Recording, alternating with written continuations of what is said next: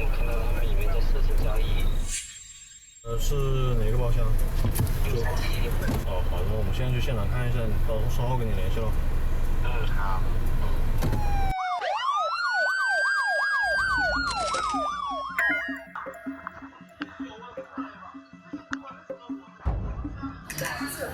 因为前面我们的一个工作圈这边暴露，然后我们没有接待，老板对我们反映这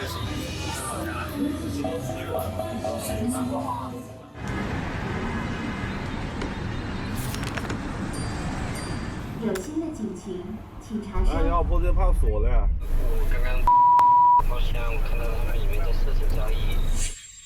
好，我们等一下去一下啊。那个可以，你在现场不？我在现场看到了，然后刚刚朋友我有事走，你们现在去他们还在。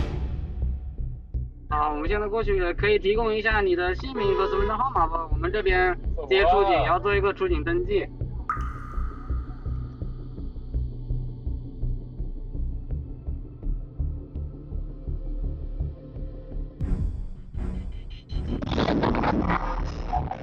全部拿出来，把音乐全部关了。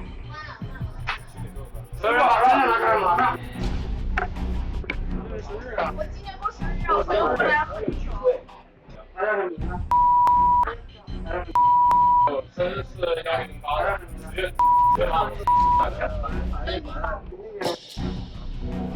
知道吗？